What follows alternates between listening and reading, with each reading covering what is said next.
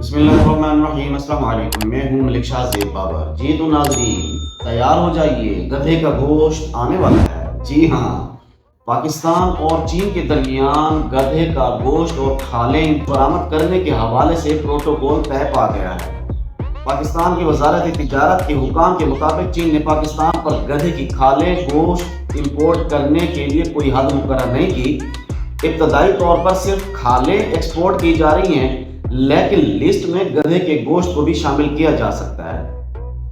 یعنی جب تک کھالیں جائیں گی تو تب تک اس کا گوشت کہاں جائے گا، یہ بھی سوچنے والی بریانی ہے۔ یا پھر گدھا گوشت بریانی ملے گی یا پھر جو ہے نا پلاؤ ملے گا، تو خیال کیجئے گا آنے والے وقتوں میں، کیونکہ سب سے پہلے جو ہے نا گدھے کی کھالیں برآمد کی جائیں گی، چائنا بھیجی جائیں گی، لیکن اس کا گوشت پاکستان میں استعمال کیا جائے گا۔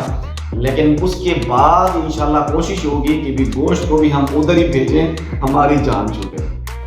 ویسے چین میں گدھے کے گوشت اور کھال کو الگ الگ استعمال کیا جاتا ہے۔ گدھے کے گوشت سے بننے والے برگر چین میں بہت ہی زیادہ فیوریٹ اور مشہور ترین اور پسند کیے جاتے ہیں، کیونکہ ان کا کہنا ہے کہ جنت میں جو ہے نا ڈریگن، جو ان کے ہاں جو بات مشہور ہے وہ یہ ہے کہ جنت کے یہاں ڈریگن کا گوشت ملے گا، اور اس دنیا میں جو اس کے متبادل ہے وہ ہمیں گدھے کا گوشت ملتا ہے۔ یعنی گدھے کے گوشت کو وہ ڈریگن کے گوشت کے ہم پلہ سمجھتے ہیں، اور گدھے کی جو کھالیں ہیں اس کو چائنا کی روایتی جو ادویات ہیں، مختلف ادویات میں ہیں، ان میں استعمال کیا جاتا ہے۔ گدھے کی کھال سے جو بننے والی دوائی ہے وہ ایجاؤ نام کی دوائی ہوتی ہے، اور وہ جو ایجاؤ نام کی دوائی ہوتی ہے اس کے بارے میں سننے میں آیا ہے کہ وہ انسان کو جوان رکھتی ہے اور بڑی عمر کی وجہ سے ہونے والے اثرات کو زائل کرتی ہے۔ پہلے زمانے میں اس کو بادشاہوں کی جو ہے نا دوائی سمجھا جاتا تھا، لیکن اب ہر عام و خاص تک یہ دوا میسر ہے اور ہر عام و خاص اس دوا کا خواہش مند رہتا ہے۔ پہلے صرف امیر لوگ یہ استعمال کرتے تھے، اب عام لوگوں کے ہاں بھی اس کا رجحان بڑھتا جا رہا ہے۔ ویسے ایک تحقیق میں سامنے آیا کہ 2013 میں یہ مارکیٹ جو کہ گدھے کی گوشت اور کھالوں کے حوالے سے ہے، اس کی مارکیٹ جو تھی وہ 3 ارب 20 کروڑ تھی، اور 2020 میں یہ بڑھ کر 7 ارب 80 کروڑ ڈالر تک پہنچ چکی ہے۔ ایجاؤ کی ڈیمانڈ اتنی زیادہ ہے کہ ہر سال کے لیے اسے 50 لاکھ گدھوں کی کھالوں کی ضرورت پڑتی ہے۔ چین میں 90 کی دہائی میں 1 کروڑ 10 لاکھ گدھے تھے، لیکن 2021 میں یہ تعداد گھٹ کر صرف 20 لاکھ رہ گئی ہے۔ یعنی انہوں نے اپنے ہی گدھے جو ہے نا اتنے استعمال کر لیے ہیں۔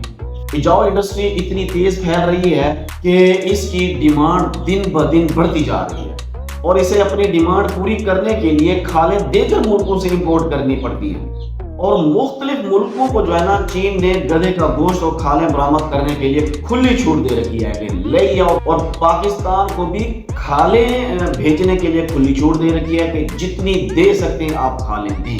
لیکن سوچنے کی بات یہ ہے کہ پاکستان میں پھر وہ جو گوشت ہوگا وہ کہاں جائے گا؟ ویسے ایک اندازے کے مطابق پوری دنیا میں جو گدھوں کی تعداد ہے وہ ہے جی 5 کروڑ 23 لاکھ، اور جبکہ صرف پاکستان میں 59 لاکھ گدھے پائے جاتے ہیں۔ مالی سال 2023-24 کے اقتصادی سروے کے مطابق ایک سال میں پاکستان کے اندر 1 لاکھ گدھوں کا اضافہ ہوا ہے، کیونکہ لوگوں کو جیسے ہی پتا چلا تو لوگوں نے فارمنگ کرنا سٹارٹ کر دی ہے۔